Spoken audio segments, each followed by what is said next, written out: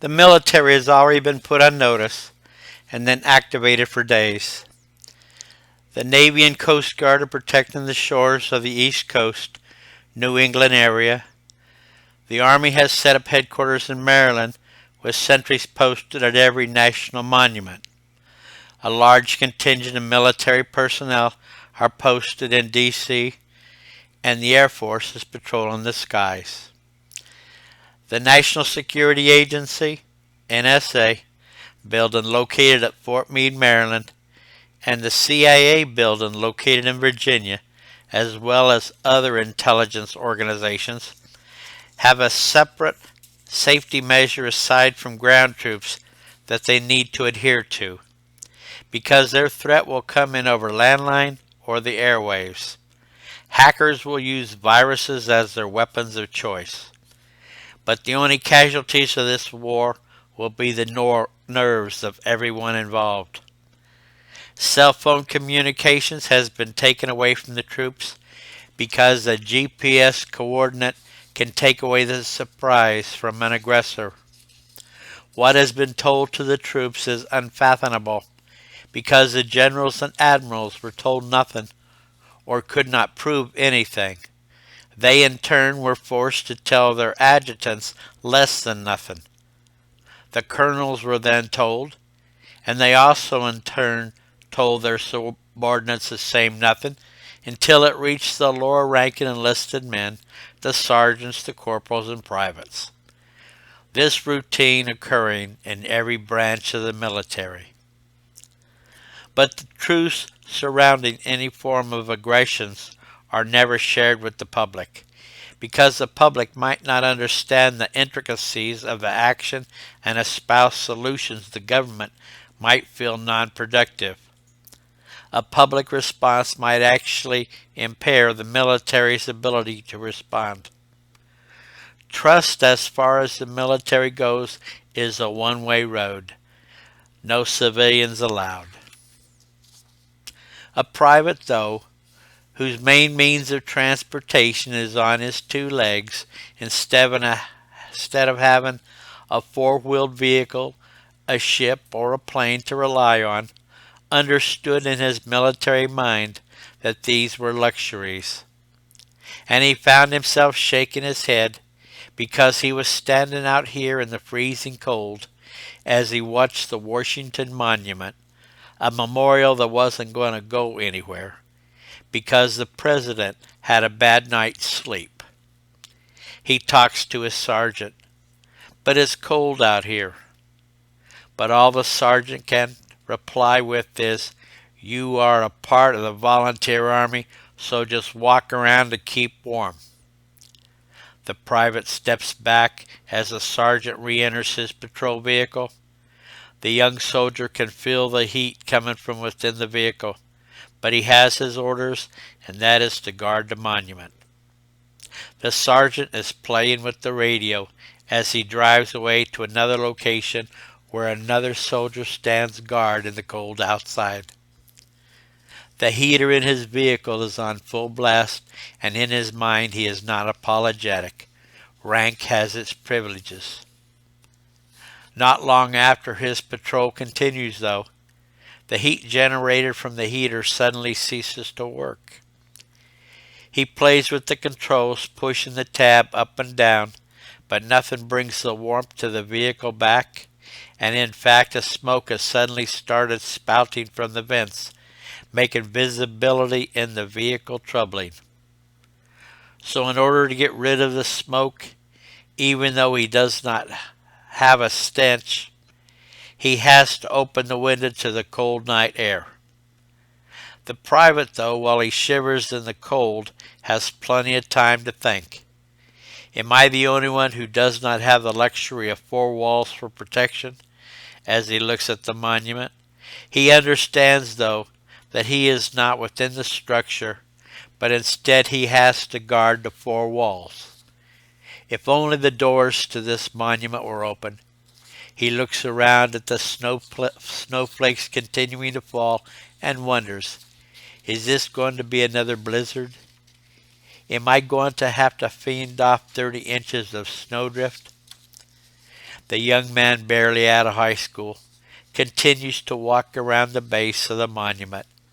But suddenly he experiences a warmth emanating from the monument itself, and his gloom turns to exhilaration at its presence as he steps away from the statue in surprise, but quickly discovers that the warmth only goes out a short distance. He steps back into the darkness surrounding the monument and finds that the warmth continues all around the base of the historical feature. But this is confusing to him because the monument has been closed for the day and any residual heat should have dissipated hours ago. But even if some remained, would it come out through the walls where no outlet existed? He smiles because someone has delivered him a ring of warmth. Meanwhile, across the National Mall to the north, the Joint Chiefs of Staff of questionable authenticity are observed exiting the White House after a security meeting of pretense and kept a distance from the journalists present and was in a no-comment mood to safeguard their deception. These individuals, though, might be exposed to a quick picture taking mode by early journalists arriving at the scene, but all they offer the paparazzi are the backs of their heads as they enter their government vehicles. Soon after the military elite has exited the White House grounds, the main force of political hacks have arrived for a hastily called news feed. And the personality and decor of the individuals leading their news crews preparing to document their story is impeccable, with suits and ties neatly pressed. Do they sleep in their clothes or not at all to make their appearance more than natural appearing? In fact, they wouldn't even need to be there if they hacked into another news media's feeds, because if they were caught, their organization would simply dismiss the reporter and carry on. Ethics is not a problem in Washington, D.C., or even America, if everyone else does it too. For some reason, though, the news groups are not being allowed in the White House.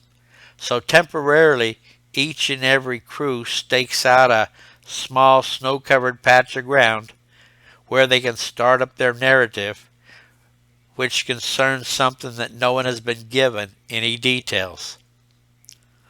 Wannabe correspondents try to look in windows, but are met with Secret Service looking back. But even as they are turned away from the building, these nothing-to-lose press representatives do notice paneled construction trucks sitting barely visible around the property. Pictures are taken for potential marketing services, but no significance is placed with the vehicles present. And this lack of understanding is acceptable to the prominent individual living in this home and office because the president doesn't want anyone to know his White House was violated. The trolls came from NBC, CBS, and CNN. Didn't even worry about getting the story correct, because the one they can report on will be supplied to them because their stations affiliated with the administration is tight-knit. Their only responsibility will be to run with the storyline provided and make believers of all their viewers. And the report they received simply stated that one door malfunctioned, which subsequently set off an intrusion alarm. So for all intents and purposes, the only demand expected of them is to look beautiful and intelligent. After all, perception is more important than the truth. The Fox channel didn't have it as easy because no one is going to give them a copy, but their producers can spin any story into a major yarn. For instance, their spin would provide a provocative venture being that it wasn't just any door. It was possibly a door utilized by the president to shuttle his mistress out of the White House and into the winter storm. And this was the only reason why the intrusion alarm went off. This bastardized story might not be totally truthful, but it definitely would get the attention of any birther out there. And without any further commentary, this story will take on a life of its own, to the point where the public will want to know the name of the woman involved. Poetic license runs deep in our presumably honest and trustworthy media reporting establishments today.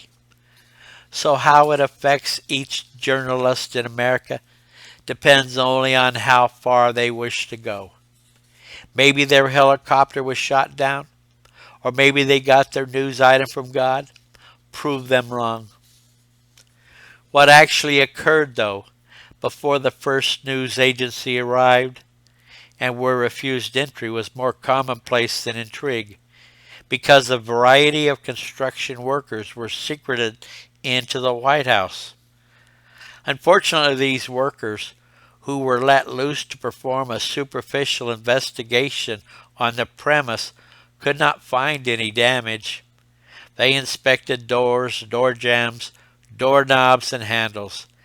They looked closely at the locking mechanisms, but found them totally workable. And even though the windows in the White House were not affected by the microburst of activity which affected all the doors at the residence, they were inspected to assure they worked properly. And only when the president was satisfied that everything was in order would he allow the news people to enter the White House. The president, though, doesn't always get what he wants, because once the construction workers had left, the damaged areas on the doors and walls surrounding them, which were invisible during the inspection, reappeared. So subsequently, when the news people entered, they discovered the nick and chips on the doors and walls previously inspected by the construction crews. Their discovery, though, doesn't go unnoticed, but figures out to be only a minor setback for an administration fearful of public ridicule. Regardless, though, of how the administration feels, the news crews who have open lines to their news departments jump to the opportunity to document the strange occurrence and after effects. Unfortunately for the news staff, the cameras they are carrying suddenly cease to function. And this is not just one station cameras, but all the different stations present. So cameramen opting for a quick solution pull out their little phones to get the best shots they can of chips on the doors and bruises on the walls. Pictures that they will edit later, utilizing a reserve of previously shot photos for consistency and detail. After all, it's not plagiarism or even illegal if they own the footage. The crux of the conference, though, is not the picture, but rather the story, as the reporters are quickly herded into the newsroom. Unfortunately, once they enter the room, they find that none of their questions will be answered. And then to make the lack of fulfillment worse was that once the journalists arrived back at their offices with the photos necessary to etch out a story, the doors in the photos now appear in perfect condition. No chips, no story.